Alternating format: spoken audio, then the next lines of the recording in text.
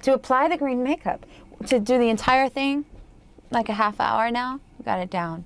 Used to take longer, but now with Joe, this is Joe, my makeup, the makeup designer for the show, and helps me, and he also helps me do the makeup every day.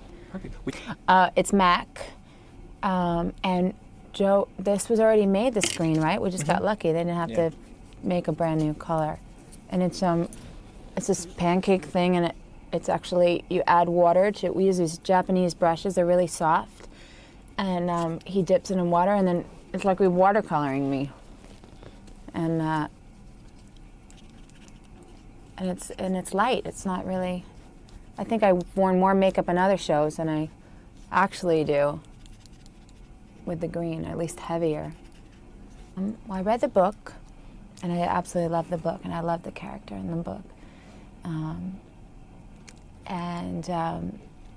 I loved, you know, that she's this underdog, and that the twist on the entire character, and how the audience would come in with these ideas about her, and then I'd get to sort of turn that. And obviously working with Stephen Schwartz, back then, I mean, you don't know what you're getting into, so you go with the collaboration and the creative team, and if you trust that and you're excited to work with those people, Joe Mantello and Winnie Holtzman, you gotta kind of just trust that they're gonna guide it in the right direction, because it's 2-3 years away from when I got involved. And just sort of enjoy the journey and the things you could learn from them, and actually not be as result-oriented, and know sometimes things aren't going to work. You're going to do a reading, and certain things are going to fall kind of short. But what I learned as an actress and as a musician with both of them was enough that if it never even made it to Broadway, it didn't matter. It was important for my evolution as a human being, I guess.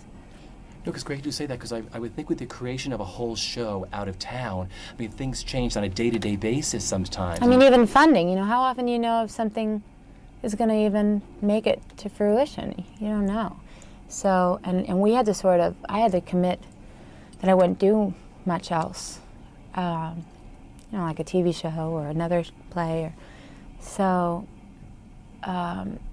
Yeah, you really have to take a leap of faith and enjoy the process, and that's what's so great about new musicals. I mean, and originating a character, is how they start to they hire you, and then they start to, write things that fit you, uniquely you, and then I would take from them, and then to be at this point and look back and see that this is a woman that we created together, obviously with the inspiration of Gregory Maguire's character and the inspiration of the Wicked Witch of the West from the movie, and Margaret Hamilton, and then sort of what Idina was going to make of that. It was all really exciting, and like I said, if it didn't make it to this, I would have still been a better artist, I think, having had the experience. When people see me, they will scream for half of Oz's favorite team, the Wizard and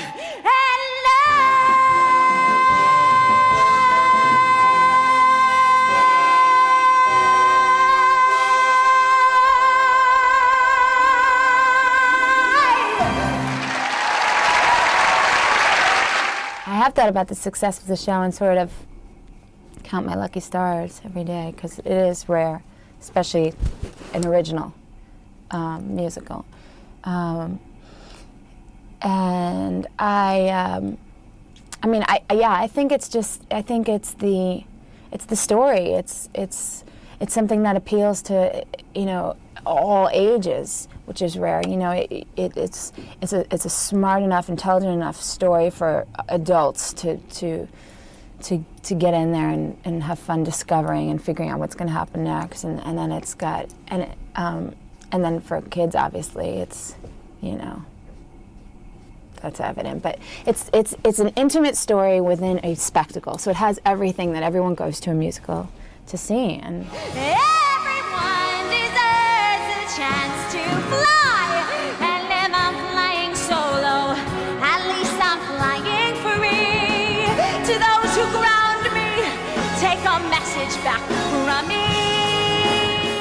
know what I found quite interesting? You know, people coming to the theater know The Wizard of Oz, and they think they know all these characters, and no one would have ever rooted for the Wicked Witch of the West. Right. And then you come to this and you see this wonderful story, and you feel so much, because you figure out how this woman came the way she was, and you realize she's the one you root for. Yeah, well, obviously that's what I love about it. And that was difficult to create and to work on as far as the book goes. There was a tender balance as to, trying to make her real and have quote warts and spunkiness and not always be so nice, because I think they were worried that if they made her, she wasn't likable, then obviously we had nowhere to go. On the other hand,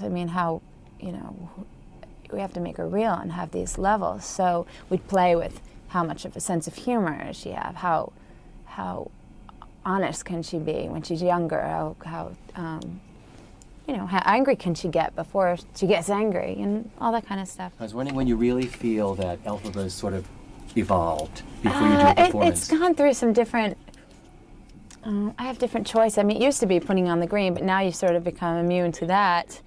So I think sometimes putting on that cap and the boots are flat. Everybody has these great, like, high-heeled shoes, and they all look really fierce, and I have these kind of, the way it makes me walk, I feel kind of dumpy and nerdy, and the little cap and the glasses help me for the beginning of the show.